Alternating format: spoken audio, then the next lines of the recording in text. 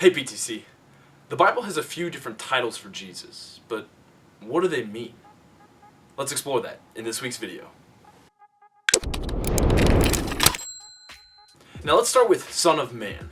Most people probably think this refers to Jesus' humanity, just as Son of God refers to his divinity. But when we take into account the Jewish background, we actually found the exact opposite to be true. In the Old Testament, Daniel has a vision of a divine human figure coming with the clouds of heaven, to whom God will give everlasting authority, glory, and dominion. Now what's imperative to realize here is that no mere human could be given this status.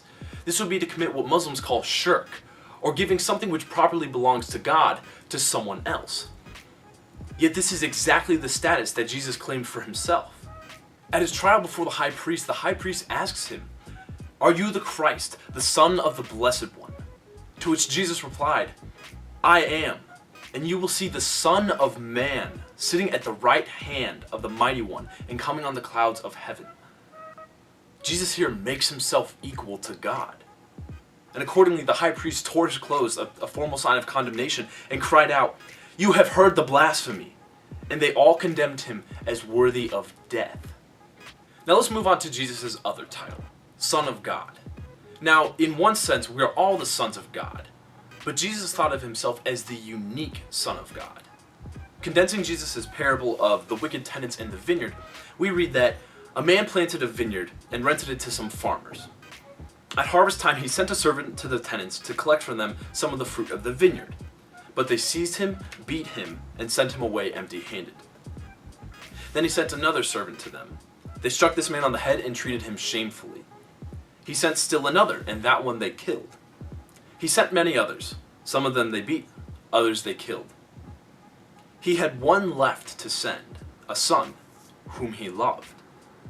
He sent him last of all, saying, "They will respect my son." But the tenants said to one another, "This is the heir.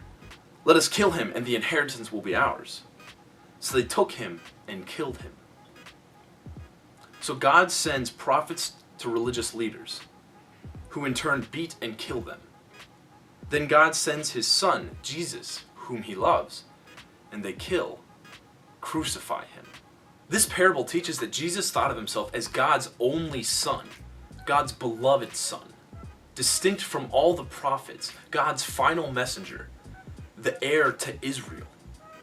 Jesus' self-concept as God's special son comes to explicit expression in Matthew 11:27.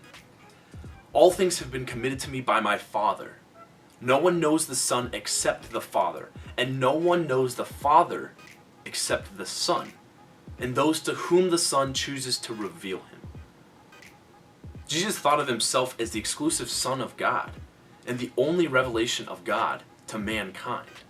C.S. Lewis was right. In Mere Christianity, he said, "A man who is merely a man and said the sort of things that Jesus said would either be a lunatic, on the level of a man who says he is a poached egg, or else he would be the devil of hell. You must make your choice. You can shut him up for a fool, you can spit at him and kill him as a demon, or you can fall at his feet and call him Lord and God. But let us not come with any patronizing nonsense about his being a great human teacher. He has not left that open to us." Hey guys, hope you enjoyed that video. I know some of the terms in the Bible can be a little confusing or misleading at times, so if you have questions, please leave them in the comment section below. Though I am by no means an expert in the field, I'll do my best to answer them. Past that, please check out last week's video, and then like, comment, and subscribe to my channel. Every little bit helps, so I would really appreciate it. Other than that, have a good week.